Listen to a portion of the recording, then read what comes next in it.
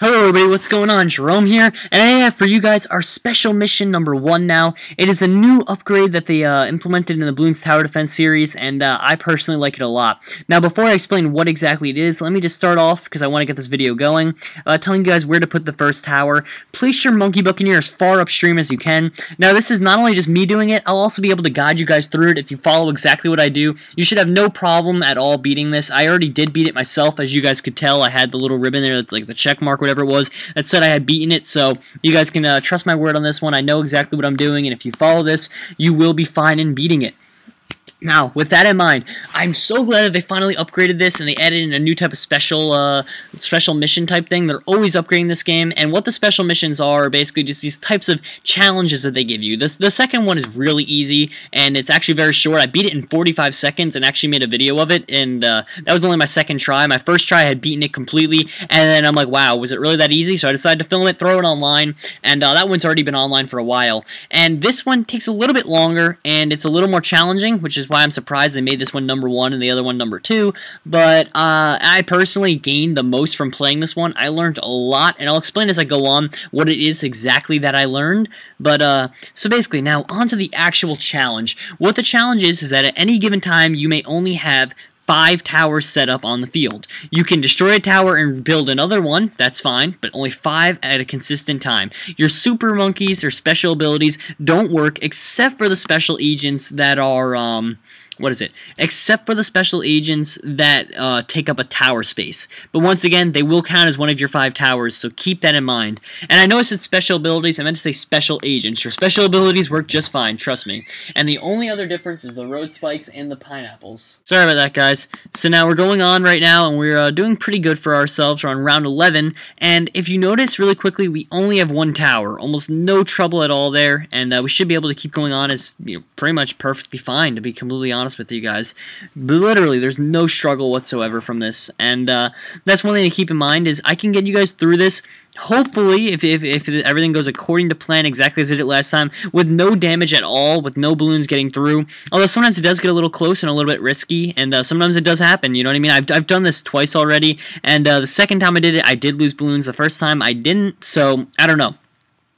Now, on to what I actually learned. I know I was saying I learned something from this, and I did. I actually had like an epiphany, is that you don't need to spam towers to do good in this game. If you put well strategically placed towers, you think about what you're doing, you like diversify your towers, you can actually do extremely good. And it got me experimenting with new things like the glue gunner, and just, well, actually mostly glue gunner was the main experience that I like, little twist I had on things, as well as putting more robo monkeys up and things like that, and seeing the importance of upgrading your monkey villages, and I don't know, it just really taught me a lot.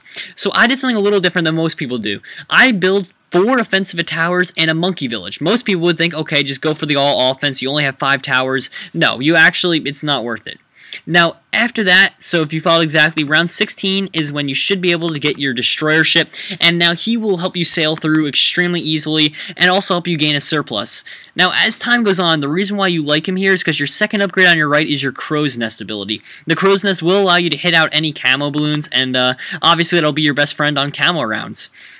So, pretty much, you have a safe passage for now. It does get a little more tricky as time goes on, especially when the lead balloons start coming up, but you guys will be able to fight that off if you follow one of my little hints, which I'm going to be doing in a second. Throw the glue gunner down here, then you're going to want to go 2 to the left to start, and then 1 to the right.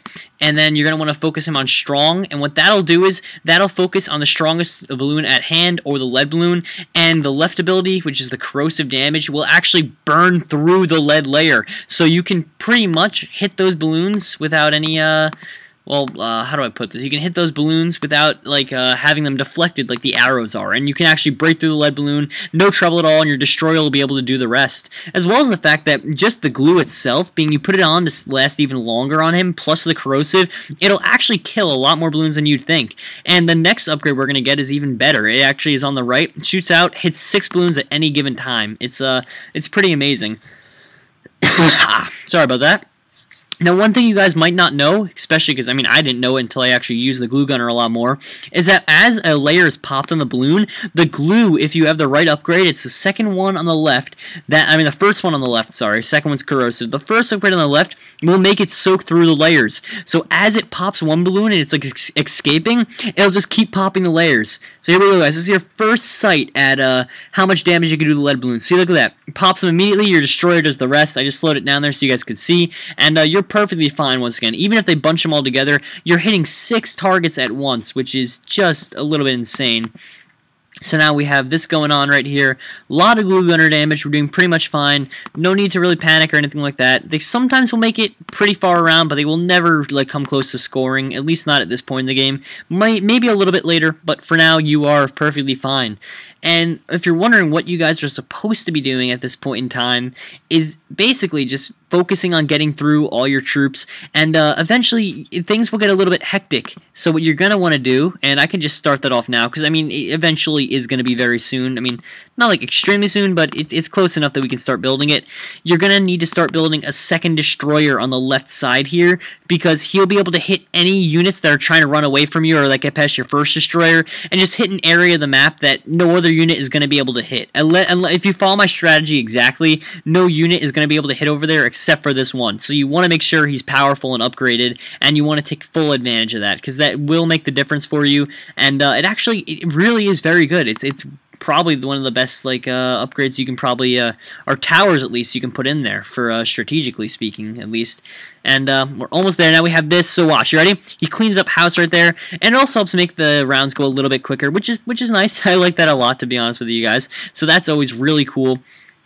And if you're wondering what we're going to focus on now, we're going to be focusing on our super monkeys. We're going to try and get our super monkeys online, and I know it's a little bit early. We're only on wave 37, so sometimes I know that sounds crazy to think that you're ready for that, but to be honest with you, the towers you have at hand now will be able to take out anyone. You got your lead balloon covered by your glue, you got your camo balloons covered by your destroyers, you got every other massive balloons that they try and spam in with your destroyers, your black balloons with your glue gunner as well as destroyers. You just see all those black balloons and lead balloons at the same time, just proving my point that the glue gunner can take them all out. Even the rainbow balloons. What happens is the rainbow balloons break up into probably 10 or so other balloons, and it just keeps dividing and dividing and dividing. It gets so like hefty, but the glue gunner soaks through all those layers, and even ones that divide into other balloons, all the subdivisions will have the same like problem with them. The glue will dig through them and just pop every balloon. Notice how on the left there, all those rainbow balloons just got massively damaged. And so, sorry about that. Now we are ready to go. We are on round 40, as it says right there, and probably the reason why I put these super monkeys here is just because they can hit the furthest left at the same time while hitting the furthest point right. Like, you know what I'm trying to say is, this is as far left as you can put a super monkey so that it can hit the pathway. You might be able to get a little bit further, but I didn't want to risk it because you want to be able to have them hitting them right off the spawn. And you'll be able to see why very soon. Now, keep in mind, Zeppelins come around wave 47, so you want to be able to have your laser blasts upgraded, your plasma blasts, and I know he's not exactly hitting that corner spot yet. That's fine. His epic range on the right will be able to do that for you, as well as the monkey village once you build that. They'll both be able to really benefit you in the long run there, so that's always going to be a plus on your side. And this time, we're not upgrading to Temple God or Sun God as usual. We're actually going to the right to upgrade to the Robo Monkey. The Robo Monkey is extremely good. So one thing I want to talk about now is one of the cool new things that they've been doing is they've been upgrading the game massively lately. I don't know why, but they decided that they want to start upgrading the game a lot more, because it's had a lot more traffic and people really like it a lot. And they've been doing these new things. They put in a new ice map. They also have, what is it now? They have the ice map, which is one, but they also have tried putting in the special monkey, not special monkeys, the special missions, as you guys saw. They put in the daily challenge, as you guys saw, and now they're going to be doing more things such as upgrading all 3 of those that I just said, or not the daily challenge, you can't really upgrade, but upgrading at least 2 of those, and they're also going to be working on my favorite tower from Bloons Tower Defense 4. Now, I don't know if you guys played before, so you might not know exactly what I'm talking about, but my favorite, always, you can't go wrong when you actually have the what is it? The Spike Factory. The Spike Factory was definitely the most powerful unit in the entire game, and I personally loved using him. It was a pleasure using him, to be honest with you guys. He was extremely good, and I'm glad that they finally brought him back, because it really does make a difference in the game, and hopefully you guys will be able to see that, actually, well, pretty soon at least, you know what I mean? I'm assuming that they're not going to fall back on their promise for upgrading that. And it honestly is great that they decided to do this. It really is.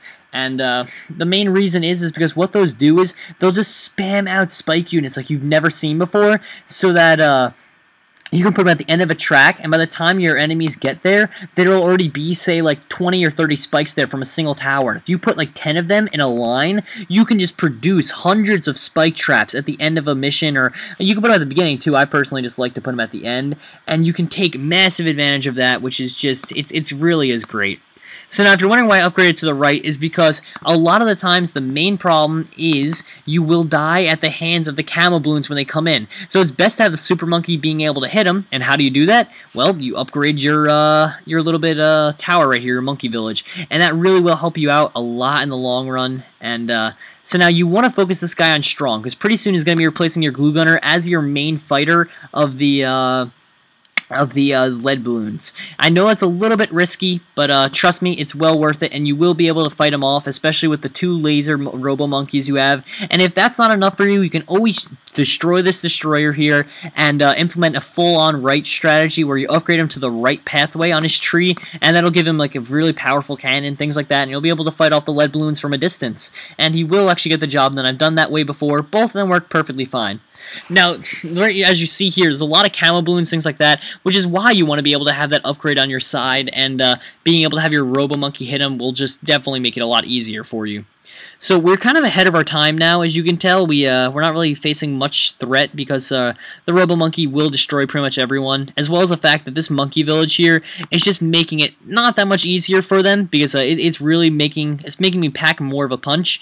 And the reason why I put it there is because my next super monkey is going to go right next to this guy, so it's not like they're going too far away. You'll be able to see him very soon, and yeah, so it's at this point, you're doing pretty fine, but after this round I'm going to have to sell off my glue gunner monkey, which I think that's right now, and I'm going to put in my super monkey. I won't be able to fully upgrade him, but that's alright. At least we got a little bit of upgrade going on now. You can hit him all the way over to there, and we want to focus him on strong, just to make sure that they fight off the Zeppelins first, or the Moabs, I mean, and then they start focusing on the lead balloons. And it looks like my thing is going to die pretty soon. Let me just look around my room. Hey, look at that. The charger is right here. Good luck for us. So let me just plug that in real quick. It's pretty fortunate for us. So, as you guys can tell, I am very excited about this game and the direction that it's taking. It definitely is getting a lot better. Whoopsies. Definitely did not just screw that up. Let's put that... I think that's about right. The editing program or the filming program I use might not, it doesn't show exactly where it's filming, but I think that's in the general area, so we should be good in that regards. And now we can finally upgrade to the Plasma Blast there. So if there's any doubt in your mind, we should be safe. But it gets better. Pretty soon you're going to be able to get that Robo Monkey upgrade, and there shouldn't be any doubt at all that you can be able to accomplish this with money left over. After this, you really won't have much to spend it on, except for I would just suggest not wasting it, just in case you might need to once again destroy him to create something that can hit out the lead balloons. Although your Super Monkey should be able to do that for you. And bam, just take a look at that, how much damage it does right there. They didn't even make it past that one section on the far right. I can't show you guys using my cursor because my editing program takes it out for me. And I can't show you guys with a tower because, well, we can't build any more towers. But I think you guys get that little loop on the bottom right-hand side there. They didn't even make it past there, and they probably won't. Now, right here's where a lot of people will face trouble. If you didn't follow me and build the monkey village, those camo balloons will destroy you. Your destroyer ships aren't powerful enough, they aren't fast enough to kill those. No matter what upgrades you give them, they won't be able to do it. Maybe if you upgrade to the left for your aircraft carrier, you'll be able to do it, but that's about it. And I know I had just finished saying that there's no upgrade you can get. It's possible. I'm not really positive, to be honest with you, but you might be able to get your towers to the aircraft carriers on the left. If you decide to keep going even after the challenge is done, then I guess that would be the route you would take and go from there. I personally never chose to do that, but that would work. Or maybe you just want to get rid of them completely and just go with 4 Robo Monkeys. Entirely up to you guys.